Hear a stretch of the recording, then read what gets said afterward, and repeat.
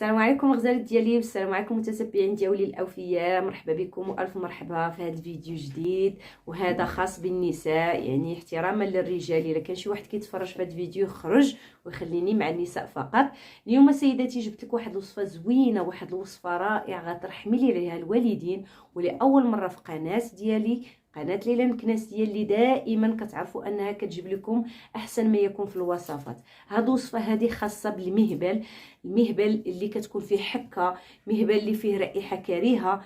بغيتي تجمعي، بغيتي تزيري، درتي جميع لي برودوي وما نفعوش معاك، غتجربي لي هاد الوصفه الطبيعيه وغادي تجمعك وغادي تزيرك وغادي تحسي براسك كاول يوم زواج ديالك. غتقولي لي كيفاش؟ انا جربت برودويات باغلى الاثمنه. غنقول لك جربي هذه الوصفه وديري ثقتك بيا، اقسم بالله العلي العظيم الا وصفه تستحق التجربه. غادي ترجعي مجموعه وغادي تنقالك الوالده ديالتك، وغتتفاجئي انتي والزوج ديالك. ما عليك الا تكملي الفيديو حتى الاخير وانتي غتكتشفي المكونات وطريقه التحضير. وما تنسينيش بلي لايك وكومونتيرات زويونين. بسم الله وعلى بركه الله. غندوزو نهضروا على المكونات ونقرب لكم ليها اكثر. كما قلنا عندنا هنا ثلاثه المكونات. هاد المكونات كيصلحوا للمراه المتزوجه لانها كتجمع ليها الوالده ديالتها وكتنقي ليها المهبل ديالتها وكتردها كاول يوم زواج. يعني غتحسي بواحد الفرق وبواحد المتعه انت والزوج ديالك. فاجئيه، ما فيها بس انكم تسترجعوا ذكريات اول لقاء بينكم بعد الزواج، لانها غادي تحسك بواحد واحد الاحساس في شكل، وغتعطيك نتائج من اول تجربه. ماشي غنقول لك استعمليها اسبوع عاد تحسي براسك تجمعتي من الوالده ديالتك وما بقيتيش كتحسي براسك مرخوفه. لا، هاد الوصفه هادي اقسم بالله العلي العظيم راه من الاستعمال الاول غتلاحظي واحد الفرق اللي غريب وعجيب من امره. عندنا سيدي هنا ثلاثه المكونات. المكون الاولين اللي غيطهروا لنا الوالده وغينقيوها لنا، واللي عنده شي حكه، اللي عنده شي ما هكايا كيهبط منه، اللي عنده ميكروب او من بعد الدوره الشهريه، يستعمل هاد جوج مكونات لانهم رائعين جدا. اول مكون البنات وهو الخزامه. الخزامه البنات فهي مطهر وكينقي لنا البكتيريا اللي كتكون في المهبل ديالنا وكيخلي لنا واحد الرائحه زويونه. وهاد الخزامه ممكن تستعمليها دائما، راه الا درتي غير كميميسه وحطيتيها ما بين الملابس ديالك فراه ديما غتشمي ريحه الخزامه، لانها رائعه رائعه. مطهر خطير خطير خطير، وبالخصوص الاماكن كما قلت لكم ديال الوالده، سواء من بعد الدوره الشهريه ولا اللي عنده شي برد وبغى يحيدو، فما عليه الا يستعمل هاد الخزامه هذه. المكون الثاني البنات هو الشيح. غتمشي عند العطار تشري 3 دراهم راه فيها الخير والبركه، حيت راه كتستعمل غير كميه. الشيح حتى هو البنات مطهر رائع. عرفتي راه كينقي لك الوالده وتيحيد لكم ديك الحكه. لا فيكم شي حكه ما عليكم الا بهذا الشيء. راه الناس زمان كانوا كيستعملوا فقط هاد العشوب هادو، كانوا الحمد لله ما عمرهم داروا بالطبيب، وكانوا ديما الوالدتهم نقيقيه، وكانوا ما كيشوفوش كاع الاطباء، تيولدوا غير في ديورهم وكلشي في ديورهم. الشيح غزاله البنات. هاد جوج مكونات ضروريين. المكون الرئيسي ديال الوصفه ديالتنا كما قلنا اللي غيجمعك وغيردك كيما نهار الاول، كيما اول مره تزوجتي وغادي تفرحي راجلك وغتحسوا بواحد المتعه، هو قشور الرمان. راه كيتباعوا عند العطار. انا كنت ديجا في الوقيته د الرمان كنت كنحتفظ بالقشور ديالهم، كنغسلهم وكنخليهم ييبسوا في الشمس حتى كيتقرمشوا ليا هكا ولا ديرهم في الفران. قشور الرمان عندها عده فوائد البنات، سواء الجمال ديال المراه، سواء الجرثومه المعده. كانت الوالده الله يرحمها كتستعملها للمعده. كذلك الفم، اللثه الفم حتى هي كتجمع الفم. راه الا دقتو غير الرمان عفوا كليتوه راه كتحسوا بالفم ديالكم تجمع. يعني هنايا نقطه والرجوع الى السطر. دونك هذا المكون هذا غيجمعك يعني قبل ما تنعسي بربع ساعه هكاياك غتستعملي لي هذه الوصفه هذه. ورد عليا الخبر، اقسم بالله العلي العظيم الى وصفه ناجحه البنات 100%. الطريقه اللي غادي نستعملوا في هذه الوصفه هذه ساهله البنات. غناخذوا واحد المقيله كما شفتوا، غنضيفوا فيها واحد الكميه ديال الخزامه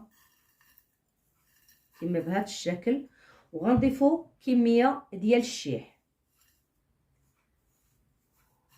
نحيدوا هكا شي عويدات الى كبارين باش ما يجرحوناش. كما شفتوا كميه ديال واحد ملعقه كبيره، ملعقه كبيره ديال الخزامه وملعقه كبيره ديال الشيح.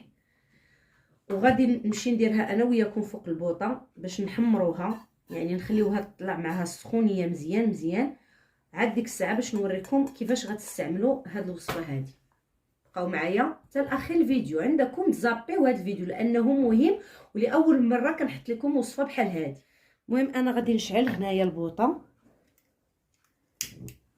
وغادي نخلي هاد الخزامه مع الشيح كيسخنوا ليا مزيان مزيان البنات. المهم ما بغيناهمش يتحرقوا، بغيناهم حنا غير يسخنوا طلع فيهم السخونيه ديال بالصحه البنات. لحقاش هاد الوصفه هادي البنات راه كانوا كيديروها جداتنا ووالدينا وكانت كتعطيهم نتائج رائعه، وانا ديجا مجربه هذيك ديال قشور الرمان ومجربه هذه الخزامه والله العلي العظيم تترحموا لي عليها الوالدين، وغادي تحسوا بواحد المتعه وغادي تفرحي راسك وتفرحي حتى راجلك. ما فيها باس انك تجربي واحد الحاجه اللي غتعطيك نتائج مرضيه. انا كنطلبك في حاجه وحده، منين تجربي الوصفه راه ما عندها حتى شي خطر عليك، يعني ما تقوليليش لا غادي تقدر دير لي شي مشكل في المهبل ديالي، والله العلي العظيم تطرحمي ليا الوالدين وسهله، يعني ماشي شي حاجه اللي صعيبه. غادي نخلي انا هذه هنايا كتحمر ليا، وغناخذ الكاسرونه غندير فيها قشور الرمان كما شتي هانتيا. ندير هنا فيها واحد شويه قشور الرمان اللي غنستعملو داك اليومين، لحقاش قشور الرمان راكم عارفين غادي ديري القياس ديالك. غنضيف عليه هنايا كما شتي الماء غليان باش دغيا يطبخ لينا. نتوما شوفوا اين فوا كندير عليه الماء سخون تيطلق لينا كما شفتوا. وغادي نشعل عليه البوطه حتى هو باش تطلع فيه واحد الغليه.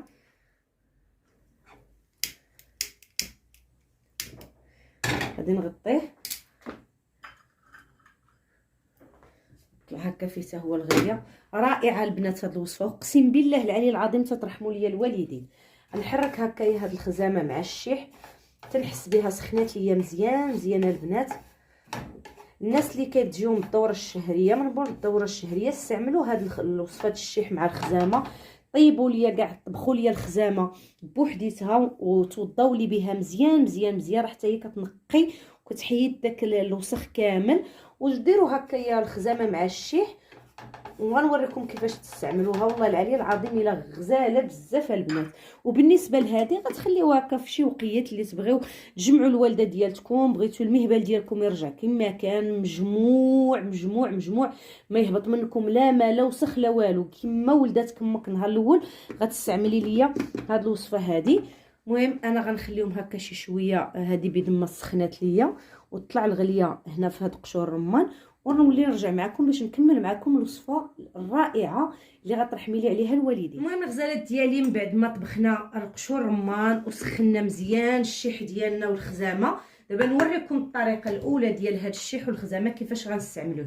غادي ناخذوا شي خرقه بيضاء اولا انا غنستعمل نوريكم هاد الطريقه هنايا باش نتوما تعرفوا كيفاش غديروها. المهم نتوما خذوا شي خريقه بيضاء اللي كديروها معاكم، غادي ديروا فيها هاد الشيح والخزامه بحال هكايا.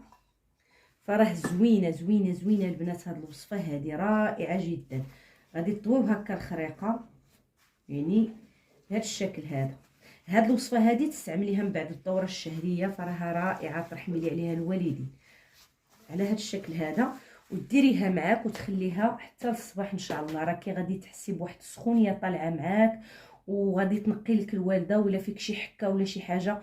راه زوينه زوينه زوينه زوينه هاد الوصفه هذه. انا وريتك الطريقه كيفاش تستعمليها لانها رائعه البنات. بالنسبه لقشور الرمان فها نتوما من بعد ما غلا لينا غادي ناخذوا كما قلنا اي قرعه بحال دابا هذه خوات لكم ديال الماء الورد، ولا تاخذوا هادو راه كيتباعوا تقريبا يمشي 5 دراهم، اولا تستعملوه فقط هكايا. المهم لكم نتوما الاختيار، يعني يا اما تستعملوه هكا كفابور باش ترشوه في الداخل في الوالده، يعني هكا في المهبل ديالك ترشي داك الشيء يدخل لك لداخل، يا اما تغسلي به مزيان من الوالده ديالتك لداخل. لحقاش عندنا الغرض ماشي من برا، عندنا الغرض من الداخل البنات. انا كنحاول نوضح لكم الطريقه. غادي ناخذوا هكايا شي حاجه اللي غادي تهبط لينا هذا السائل هذا. فانا ناخذ مثلا هاد القرعه ديال الماء الورد وغنحاول نهبط هذا الماء هذا ديال قشور الرمان كما تشوفي. انا عندي هذا فيه الصفايه لحقاش خصك تصفيه غتصفيه مزيان باش ما كيبقاوش فيه دوك الخمله ديال الرمان وداك الوسيخ ديال الرمان. حاولي تصفيه. وما انا غير غنوريك الطريقه كيفاش تستعمليه استعمال صحيح، لحقاش كما قلت لكم البنات حنا عندنا الغرض المهبل من الداخل. فانا عندي كما قلت لكم هذا فيه الصفايه كما شفتوا. نحاول نوريكم الطريقه باش تفهموني مزيان وتنجح معكم الوصفه، وغادي تردك كما قلتي كما اول يوم ولدات امك. يعني غتجمعي بواحد الطريقه اللي اش نقول لك، طريقه غادي تزيري. المهم غتاخدي بحال هذا الرشاش هذا، وغادي من بعد ما غادي تنقي بطبيعه الحال الوالده ديالتك من برا وتغسلي بصابون د الحجره. ما تغسلوا لي حتى بشي صابون، انا حاليا كنستعمل فقط صابون الحجره والحمد لله ما عمر وقع فيا شي حاجه. وغادي ناخذ هذا المحلول هذا بعد ما يكون شويه دافي. راه هذا دابا سخون، انا غير كنوريكم، راه خصو يكون دافي باش ما يحرقكمش. يكون دافي ماشي سخون وماشي بارد، يعني دافي، لحقاش كما كتعرفوا الوالده ديالتنا من الداخل راه كتكون هشيشه. غادي ناخذوا هكايا المهبل ديالنا هو هذا، وغنحاولوا نرشوا هاد المكونات لداخل، يعني نحسوا بهم تنرشوهم لداخل. غنرشوا بواحد الطريقه كبيره جدا تنحسوا بهذا الماء د الرمان دخل لينا لداخل مزيان. من ديك الساعه نمشيو نعسو، وغادي ترحمي ليا الوالده لحقاش راه غادي تحسي بواحد الفرق راه خطير. راه الوالده ديالتك تترجع هكا كتجمع البنات، كتجمع لواحد الطريقه ما نقولكش.